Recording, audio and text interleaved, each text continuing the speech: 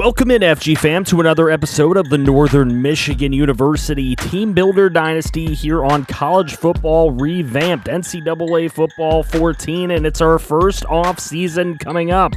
But you know, we left off last episode with some bowl games, and we got some records to report. Look at Alejandro Klink II breaking that passing touchdown in a season record with 30 touchdowns. He also broke the passing yards in a season record with 3,495, breaking it by exactly 81 yards over the quarterback from 2003. We're looking at some standings here, and you can see Clemson was on top of the ACC this year. Wake Forest in the basement. UCF goes 12-1 this year. Houston and Navy only 3-9. Big 12, you got Oklahoma going undefeated in that conference. Ohio State was the boss of the Big Ten. Surprisingly, Northwestern had a really nice season. Rutgers way down at the bottom. That's my squad, but they suck. UTEP with double-digit wins in Conference USA. Marshall was usually a perennial contender near the bottom. Notre Dame and BYU were good while Army was terrible. Miami, Ohio, Ball State, Akron, Toledo, and Central Michigan all getting 8 and 9 wins. We were near the bottom, obviously, of the MAC Conference, but we've done enough there. San Jose State at the top of the Mountain West. Pac-12 was led by Oregon and Stanford this year. Cal just 3-9. Sorry to my homie V-Dub Productions. SEC, Georgia and Bama, of course, near the top. Florida was a real good team as well. Vanderbilt was terrible. Georgia Southern and Troy battled out for the top of the Sun Belt Conference.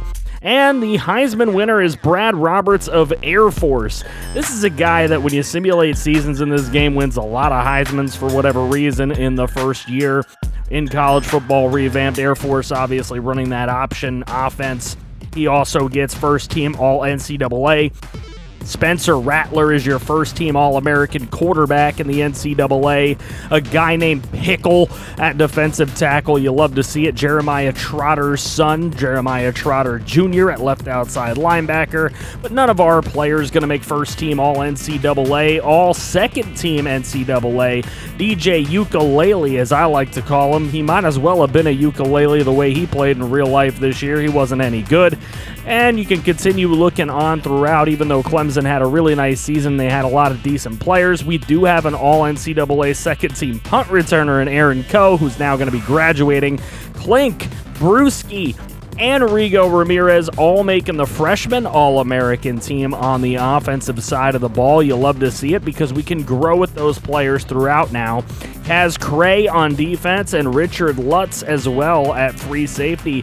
So some good things to build around on this Northern Michigan team, and we'll see if we can do that. If we look at the All-MAC Conference All-Americans, you see Kaz Cray there at middle linebacker and Levi Frost at strong safety, as well as Aaron Coe at punt returner. On second team All-MAC Conference Players of the Year, you continue on. You don't see a lot of our players, a lot of Central Michigan guys. We're going to have to watch out for them next year if those guys continue to improve. Nobody from our team on the second team, but we did get 3 All-MAC Conference players. Looking at the awards, Walter Camp going to Roberts. Bednarik goes to Oregon right outside linebacker Adrian Jackson. He also gets the Nagurski as well, so a big-time defender.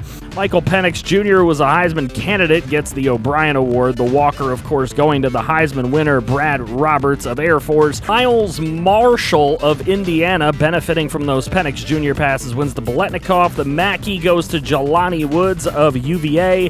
The Outland goes to Salyer. The Remington going to Grant Gibson of NC State. Antonio Moultrie of UAB getting the Lombardi Award this year at right end.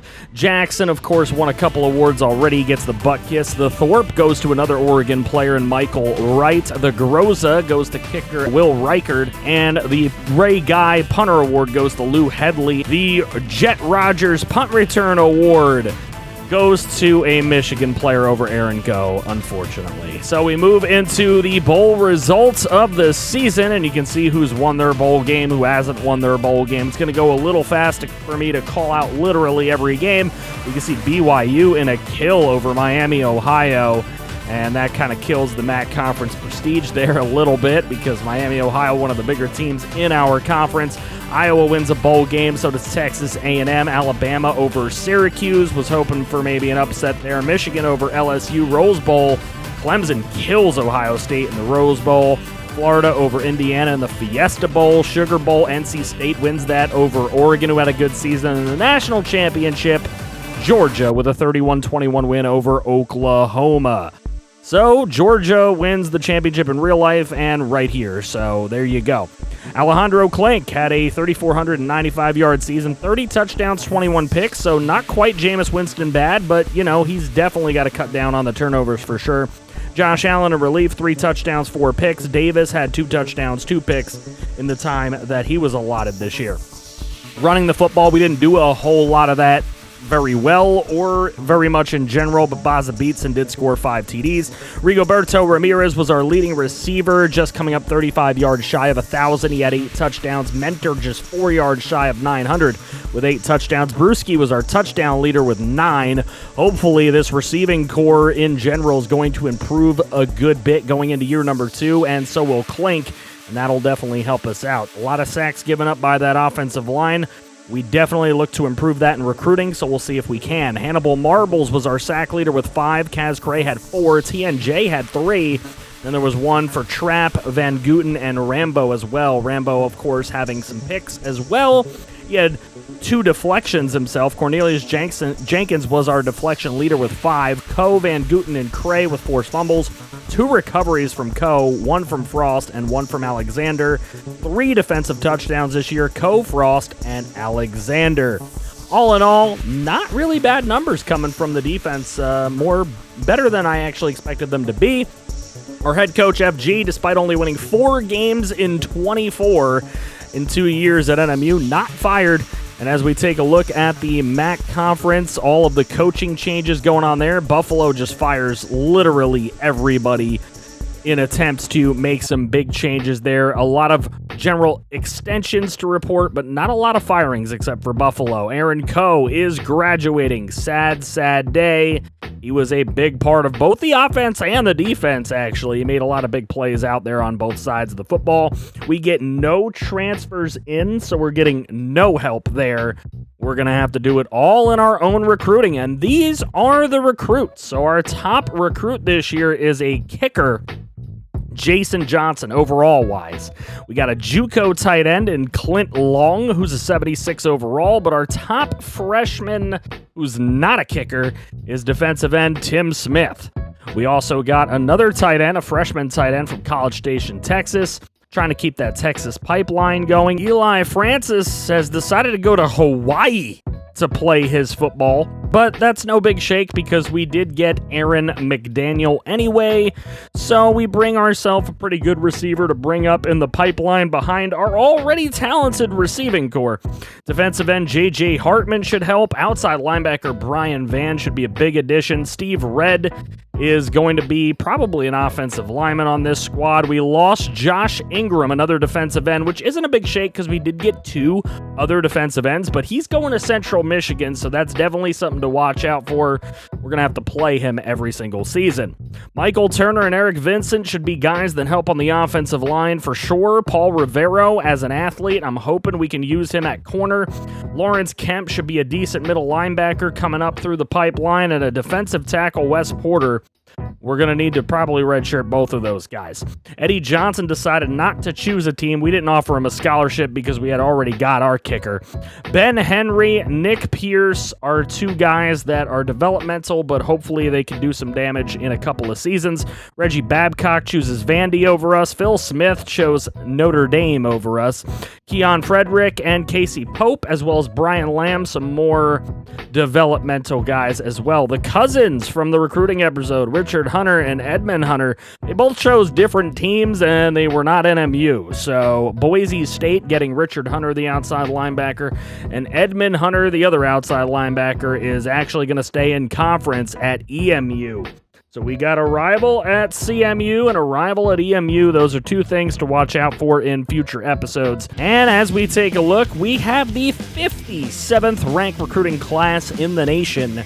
21 total prospects, 12 3-stars, just 1 4-star, 7 2-stars, and a 1-star prospect. We're going to start to try to increase our talent level of recruits in the state of Michigan. Of course, trying to recruit against the big-time Michigan schools. And as you see, Scum, or Michigan, number 6 in the nation of recruiting. Alabama, number 1, no surprise there. Let's take a quick look at the training. And as you can see, Josh Allen and Wendell Davis aren't exactly options at quarterback. We need Klink to stay healthy, and hopefully he will.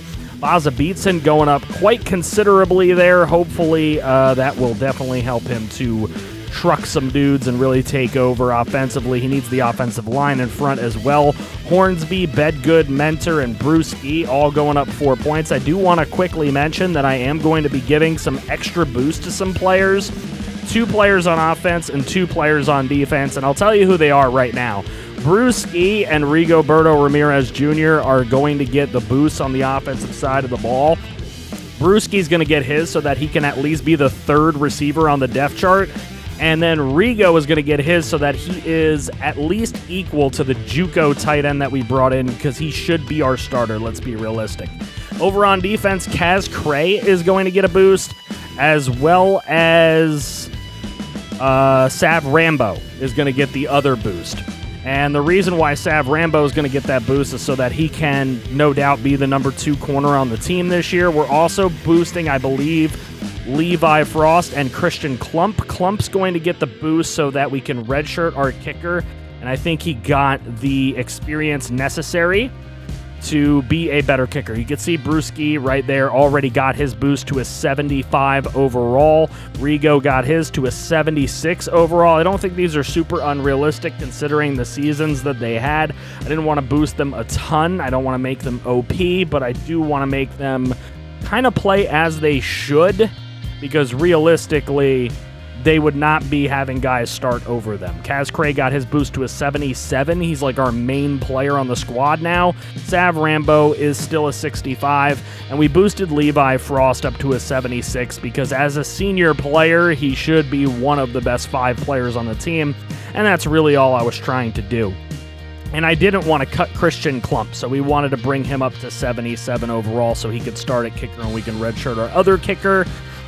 This is going to be the brand new schedule. Hopefully you guys will be excited about this new season coming up. We're going to be starting off with a home game against the Cincinnati Bearcats, and then we go back to the big house, number 12 Michigan, and then we will host the Michigan State Spartans before going out to Syracuse, New York to face number 18 Syracuse. Buffalo, Eastern Michigan, UNI, Ohio, Ball State, Central Michigan, Akron, and Western Michigan make up our MAC conference schedule this year, so it should be a fun one for sure. And if you look at the week 1 scores, Ball State has already lost. Auburn got an easy game right there. Texas A&M already beat the defending champion Georgia Bulldogs. Northwestern takes down Stanford. Texas takes down Notre Dame. Alabama barely survived South Carolina early on. And if you look at our MAC schedule, Oklahoma State had a tough time with CMU. They did take care of them. Ball State loses. Akron beats Louisiana. Miami beats Toledo. And Ohio beats App State. So some big wins for the MAC Conference in week number 1. We start season number 2 in week number 2 against the Cincinnati Bearcats. And as you can see, we're a D+ overall rating. We're still a bad team. We are still not expected to win many games, but hopefully we can surprise some people and get some dubs. If you guys are excited, make sure you drop a like on this video. Comment, what do you think the record's going to be for year number 2? You guys tell me. I appreciate y'all. Make sure you check out links in the description to the Discord and the Twitch channel. Come hang out. Come have some fun. We always have a blast. Kaz Cray Gaming, Rigoberto Ramirez, Raider Bear Comics, Christian Horn, Derek Vance, T-Clink24, TNJ, Jeffrey Kendrick, David Morslander, and VW Productions get special thank yous for being channel members. If you guys want to be one of those prospects from earlier in the episode, make sure you submit the proper template that is in the description below in the comments section, and you will be considered to take over one of those prospects. I hope you all have a great day, and I'll catch you next time. Some